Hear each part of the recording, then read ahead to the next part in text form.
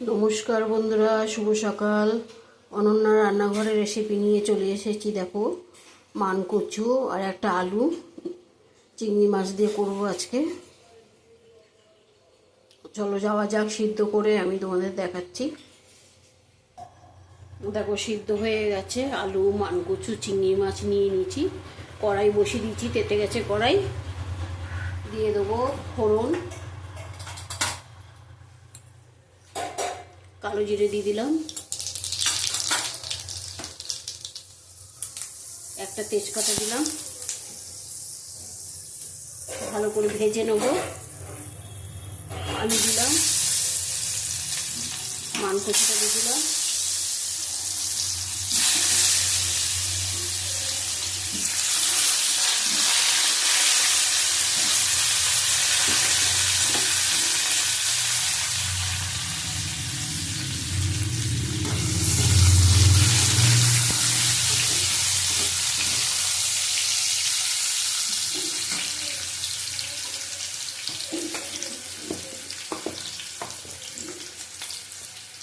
হলুদ দিলাম অল্প করে,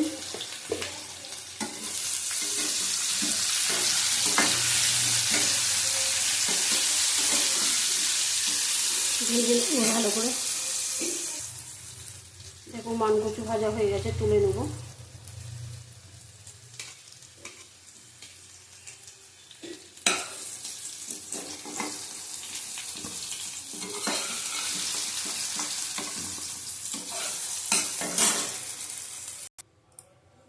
দেখো, পেঁয়াজ কুচি দিলাম,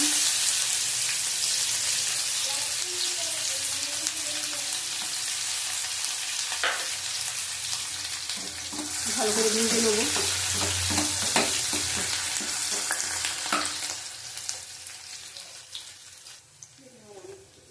দেখো, পেঁয়াজ ভাজা হয়ে গেছে।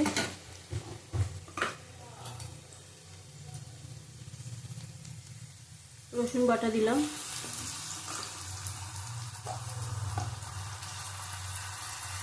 আদা বাটা দিলাম,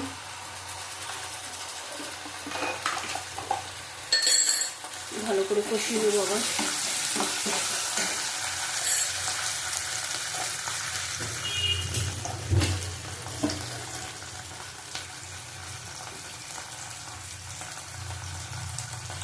লঙ্কা দিয়ে দিলাম, 4টে লঙ্কা দিলাম, টমেটো দিয়ে দিলাম, চিংড়ি মাছ দিয়ে দিলাম,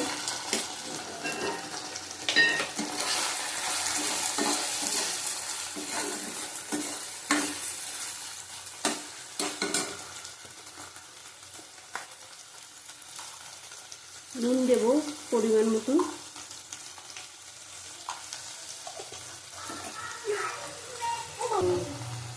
হলুদ দিয়ে দিলাম পরিমাণ মতন,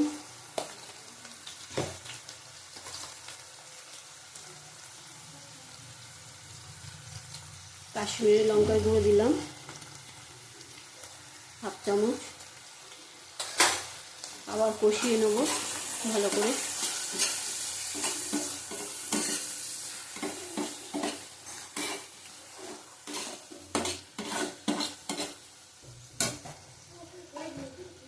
অল্প করে জল দিলাম,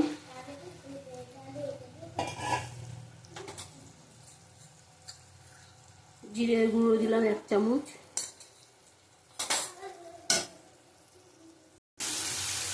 দেখো, মশলা কষানো হয়ে গেছে। মানকচু আলু দিয়ে দিলাম, আবার আঁচ কমিয়ে কষাবো।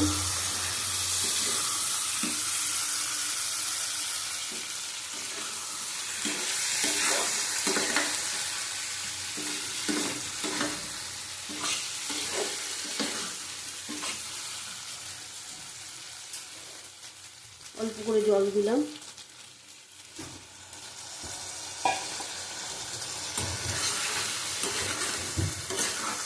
ভালো করে কষিয়ে নিতে হবে।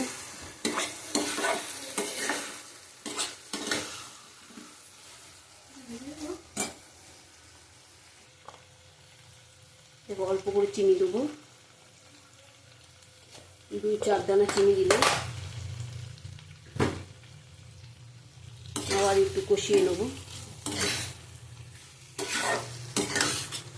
এবার জল দিয়ে দেবো, পরিমাণ মতন জল দিলাম।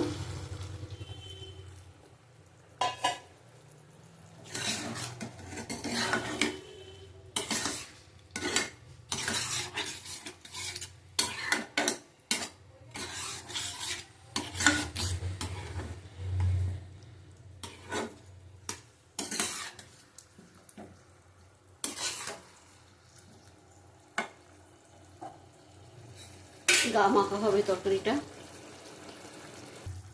দেখো তরকারিটা আমার হয়ে গেছে। নামানোর আগে 1 চামচ ঘি দেবো।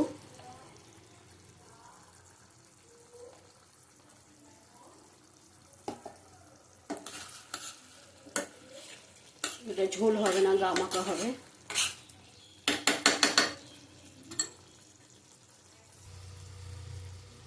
দেখো এটা হয়েই এসেছে, একটু মাখা মাখাই হবে। তো তোমরা ঝটপট দেখতে দেখতে একটু চ্যানেলটা সাবস্ক্রাইব করে দাও। মানকচু দিয়ে চিংড়ি মাছ একটু মাখা মাখা হবে। এটা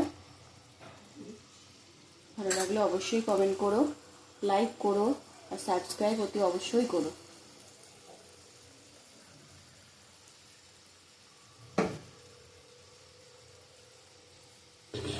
নামিয়ে নিলাম।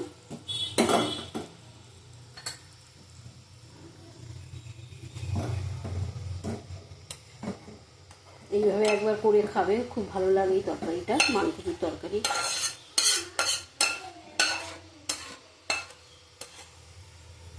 টাটা, আবার কালকে আসবো অনন্যা রান্নাঘরের রেসিপি নিয়ে।